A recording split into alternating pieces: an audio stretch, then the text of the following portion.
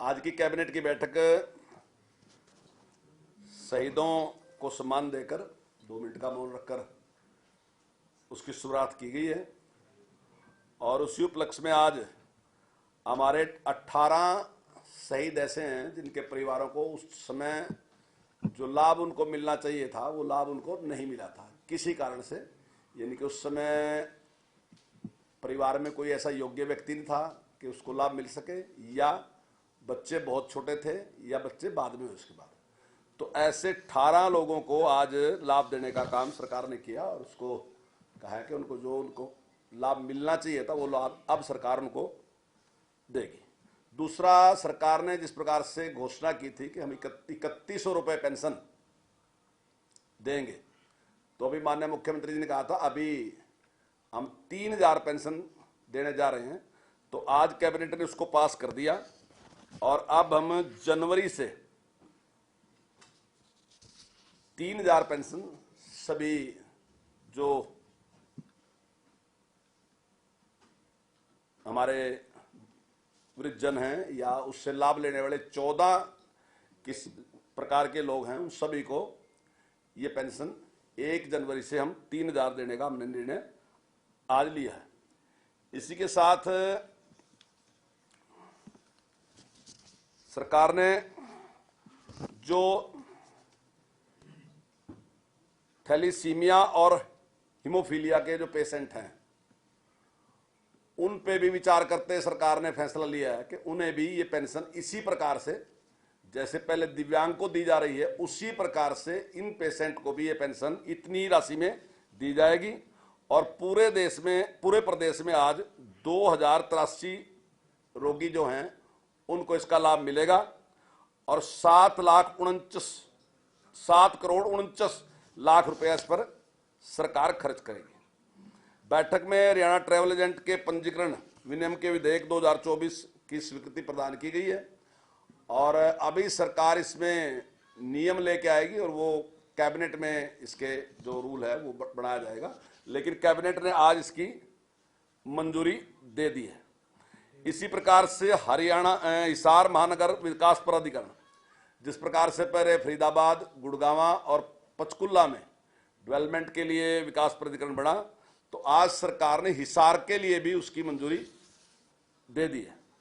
बैठक में आज जो हरियाणा सब सम्मान निपटान विधेयक 2024 के प्रारूप को भी स्वीकृति दे दी गई है। अगर कोई भी व्यक्ति इस प्रकार का सम्मान करेगा तो कानूनी अपराध होगा और उसमें 6 मास की सजा और 6 मास से उसको 5 साल तक बढ़ाया जा सकता है और 1 लाख रुपए जुर्माने का उसमें प्रावधान होगा।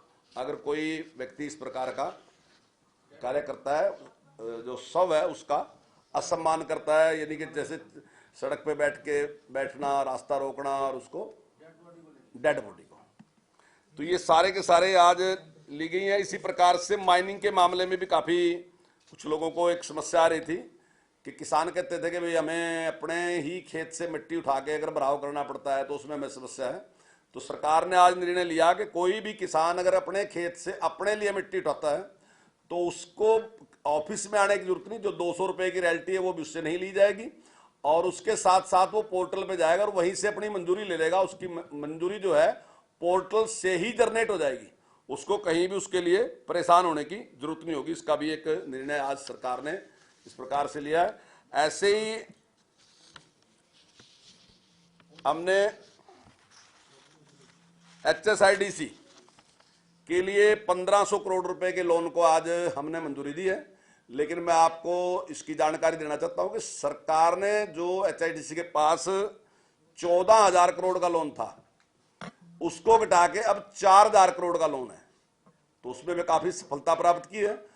और मैं समझता हूं आज जो 1500 करोड़ का लोन की मंजूरी कैबिनेट ने दी है, तो मैं समझता हूं आने वाले टाइम में जो इससे इंफ्रास्ट्रक्चर डेवलप होगा तो आने वाले टाइम में लोन जो है वो 0 पे आ जाएगा, वो 14,000 का 14,000 हम 0 पे ले आएंगे।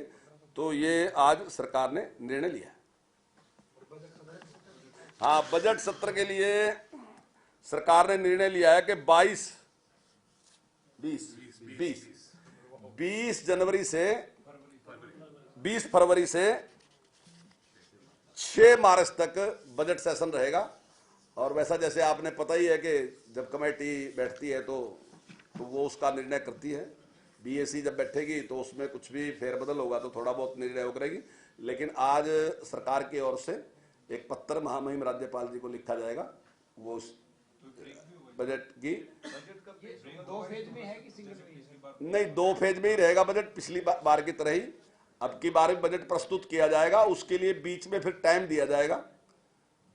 अभी बातचीत में 7 दिन का टाइम देने की बात आई कि 7 दिन का टाइम, ताकि बजट का अच्छी तरीके से जो मेंबर हैं वो अध्ययन कर लें, और अध्ययन करने के बाद अगर कोई उनकी डिमांड है, कुछ बात वो रखना चाहते हैं तो ज़्यादा गंभीरता के साथ तैयारी करके वो रखें। क्योंकि विपक्ष का बार बार इस प्रकार का अनुरोध पिछली बार भी रहता था कि हमें बजट का अध्ययन करने का समय नहीं मिला, तो उसके लिए 7 दिन का टाइम का आज अभी फैसला हुआ है। उसमें कुछ थोड़ा बहुत आगे कम या ज्यादा होगा तो वो बीएसी में बैठ के कर लिया जाएगा।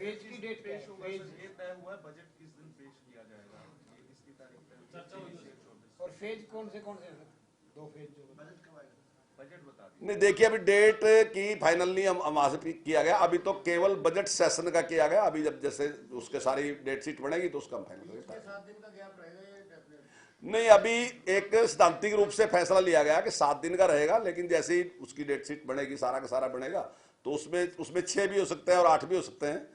तो बीएससी में बैठ के भी इस प्रकार का फैसला हो सकता है। बीएससी भी कह सकती है कि 6 कर लो, या बीएससी भी कह सकती है 8 कर लो, तो वो निर्णय उस समय कर लेंगे। लेकिन सैद्धांतिक रूप से अभी ये निर्णय लिया गया कि 7 दिन का जिस प्रकार पिछली बार लिया गया था, उसी प्रकार इस बार भी टाइम दिया जाएगा।